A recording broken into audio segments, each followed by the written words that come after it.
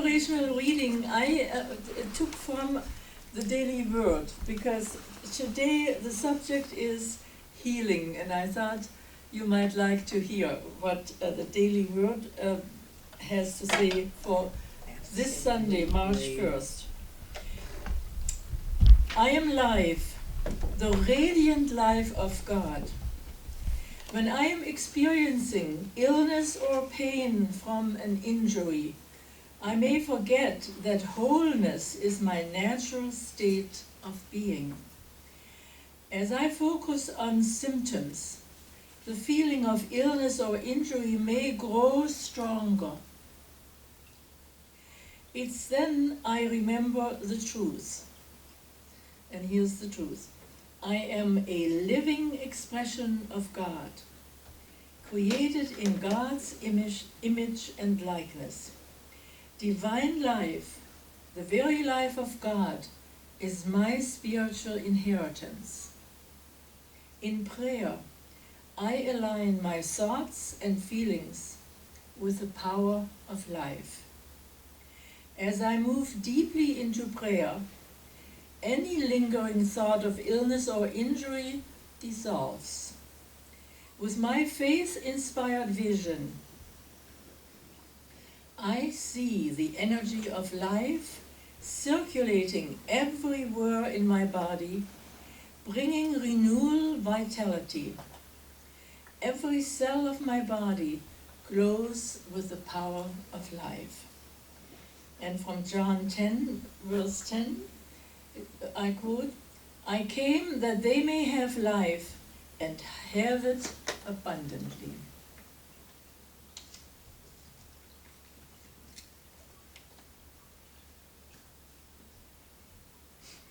This morning's speaker is the lady who has life abundantly. She's here at the teaching, she's on the various floors, and of course, as you know, she always also has outreach ministry in her work. And so, speaking today about Let It Be, There Will Be an Answer. Please help me welcome Reverend Marianne Kelley. Marianne.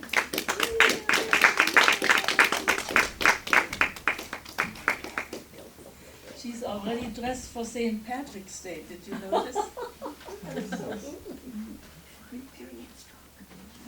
Thank you, Brigitte. Good morning. Good morning. I love this title, and I love the song, Let It Be. And it's true, if you haven't yet read what Jennifer's history of this song, she wrote about it in the program. Mm-hmm. And so it's a really nice story.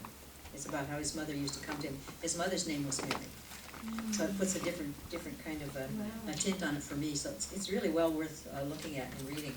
So the song, though, gives us another way of considering if we have faith in our Creator, then we know that the answers do come.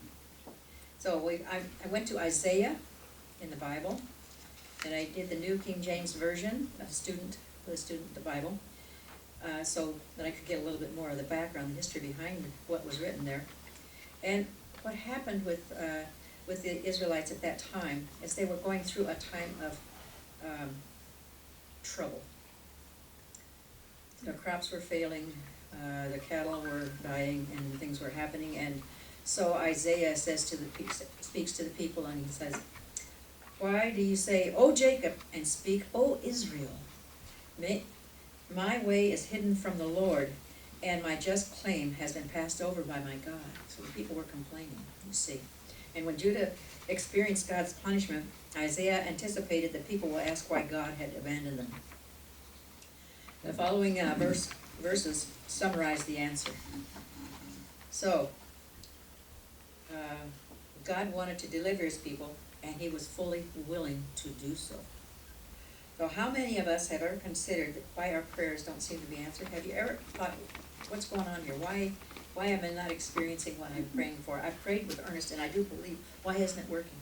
Well, God has not abandoned you. God wants to deliver you. God wants to has you in mind. God has never withheld anything from you, ever. So in the next verse we find,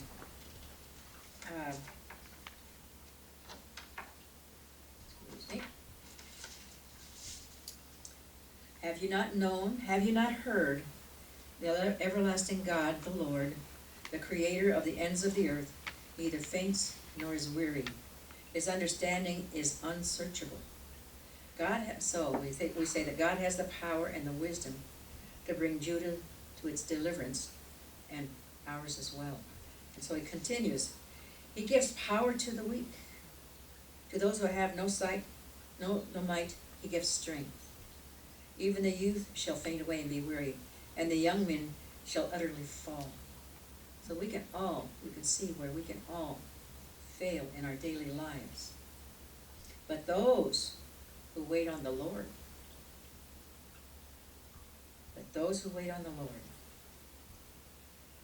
listen in meditation. Wait on the Lord, listen, and be patient, and understand that if our prayers are not yet manifesting, something more is needed. We're missing something. It isn't that God is withholding, or God does not withhold. God has given us the power to create whatever we want to create. And in fact, we create every day of our lives. With every thought that we think, every action that we take, it's all God's creative power working through us. So if it doesn't feel comfortable, it's not God. Because God has given us the tools. And so it is written, we listen then to Matthew 7, verses 7 through 10, and it says, ask, and you shall be given. Seek, and you shall find. Knock, and it will be open to you. For everyone who asks receives, and he who knocks finds. And to him who knocks, the door is open. Take a look at the little card I passed out to you today. This is the inner Christ. This is Jesus the Christ. The rendition of the artist, and I forget who it is. But if you will notice on that door, take a look at that door. Do you see something strange there? No handle. A window. No? There's no handle. The door has to be opened from the inside. In other words, we need to, our Christ self is knocking and has been all of our lives. Did you notice when you receive that inner Christ feeling, that there was a feeling that went with it,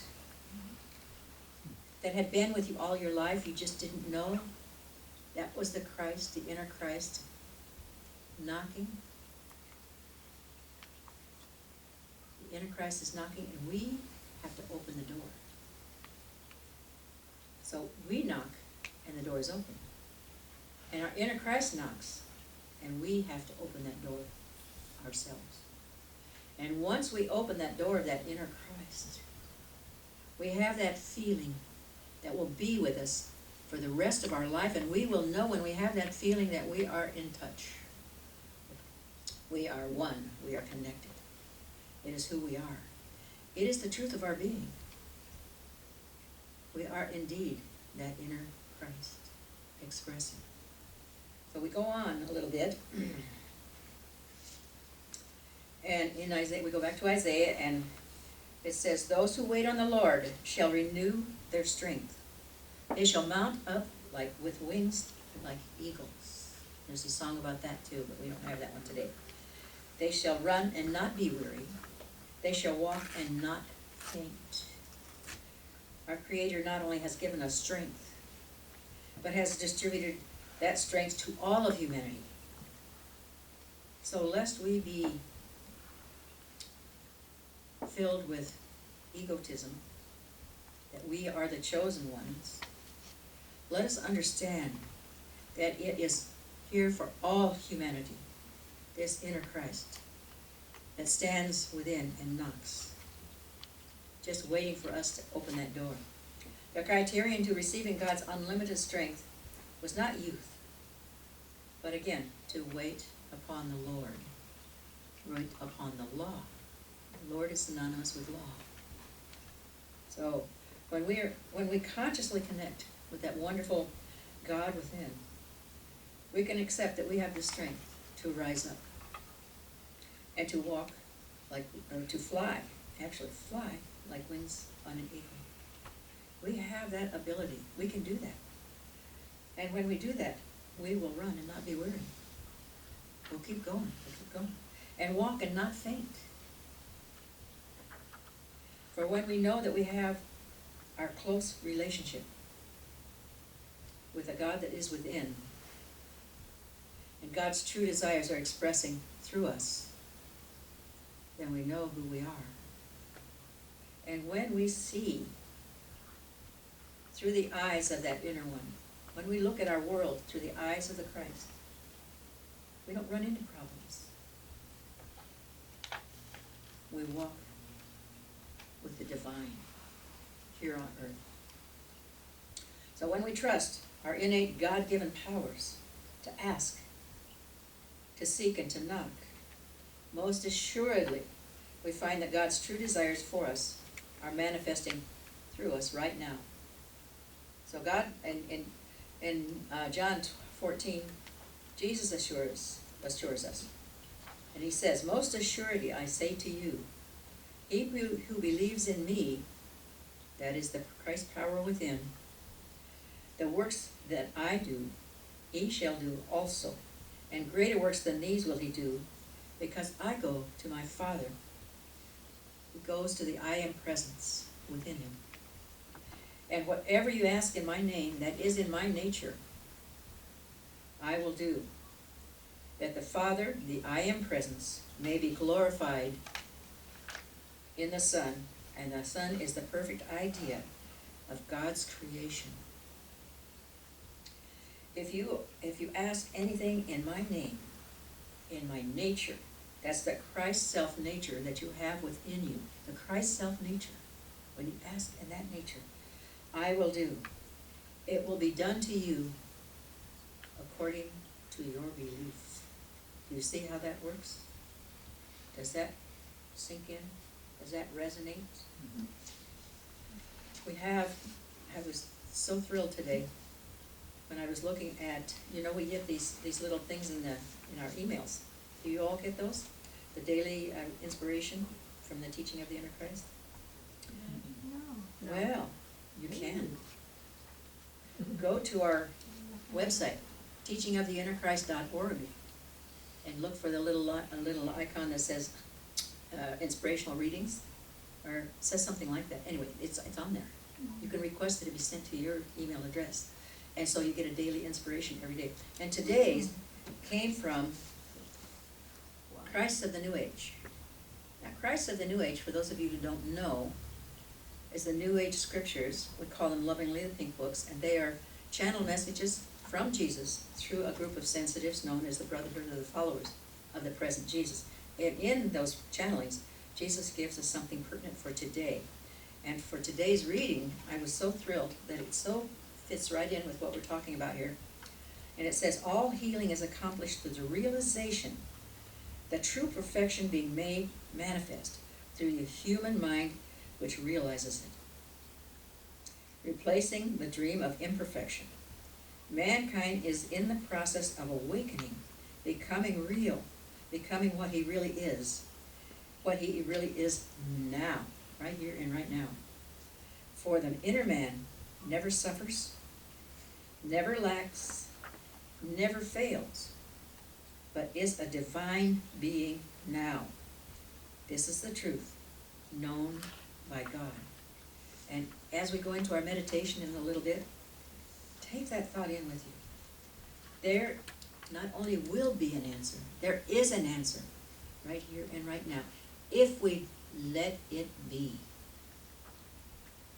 If we let it be. It is here right now for each and every one of us. So we say, thank you, wonderful God, And so it is, and so we let it be. Amen. Thank you so much.